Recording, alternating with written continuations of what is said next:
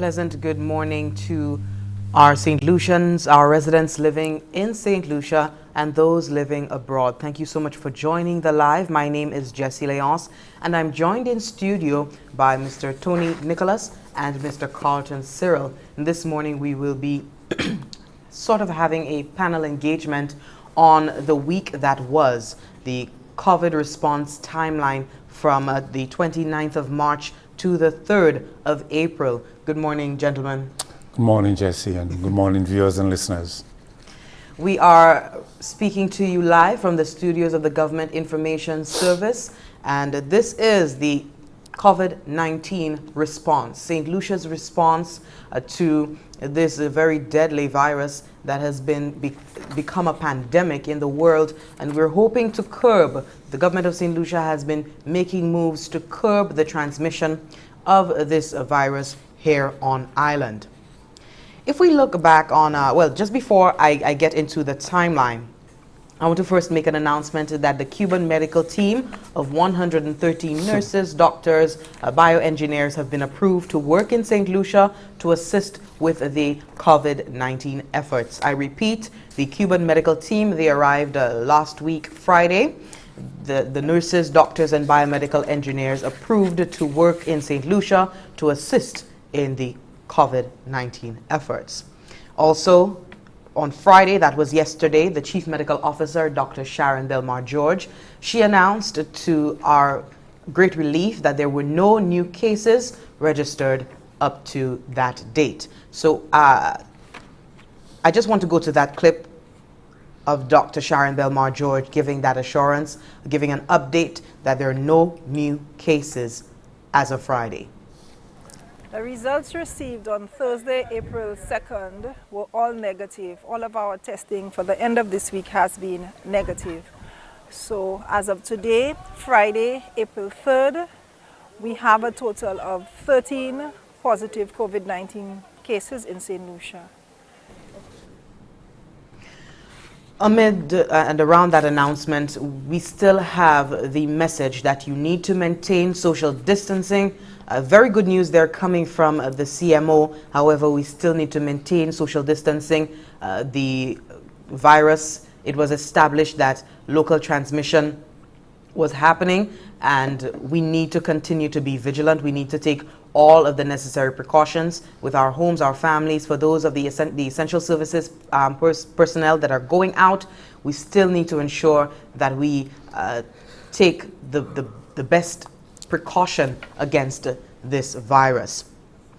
The Prime Minister, Alan Chasney, spoke this week on Newspin, and we thought it very poignant to air this morning. I think it was very important that the public hears what the Prime Minister has to say.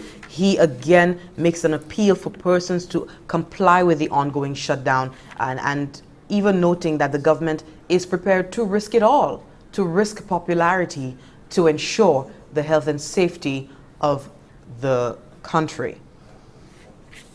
Again, Tim, I'm really hoping that yourself and other media houses and all solutions can appreciate what is it we're attempting to do here. This is unprecedented. This is a very difficult task. Government is absolutely prepared to make the tough decisions moving forward. This is why we were already planning on doing a 24-hour curfew, because we've realized that the virus is in our community. And we also know that we cannot test everyone to make the determination as to who has the virus. So we have to treat everyone the same. We must go into complete isolation in your homes. And we do recognize that you are going to have to come out for essential services.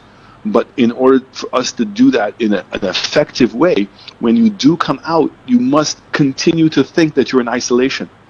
And so therefore the social distancing, if you want to wear your mask, and that's being encouraged by some people. But when you come out, think of everybody else being affected. Why would you want to go out, not practice the proper social distancing, and then go back to your own home and potentially bringing the virus to your own home? The only way we can assure that that doesn't happen is if, in fact, you don't go out. But recognizing that you do have to go out, to please Be very stringent on how you do that. And even when you return home, take off your shoes, immediately wash your clothes, wash your hands. It's your family that you're going to be potentially affecting.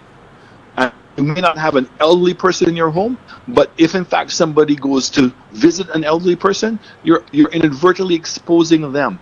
The only way that we can fight this is by this guerrilla warfare.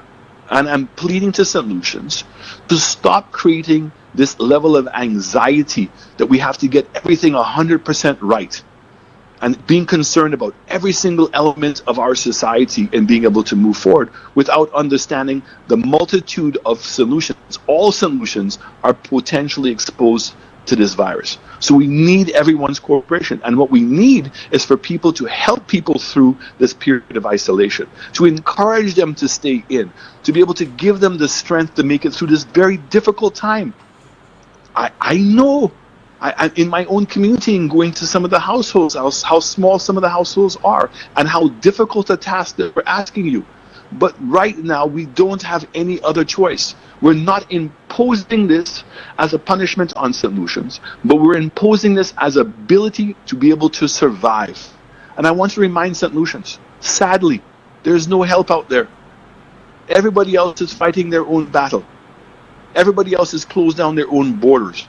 Everybody else is dealing with their own problems. The only person that we can look to solve this problem is ourselves, and we're not going to make it through this if we keep fighting each other. So I'm appealing to everyone. Let us work hard together to make sure that we're practicing what we're putting in place, which is complete isolation. At the same time, when you come out, and you have to come out, do it in a disciplined manner. Do it with the greatest amount of caution that you don't expose yourself, and in exposing yourself, exposing your family when you go back to your home. Prime Minister, the Honorable Alan Shastney there, speaking this week on the radio program, News Spin, and he made another important, he addressed another important subject, and that is considering St. Lucians who live abroad, who want to be repatriated.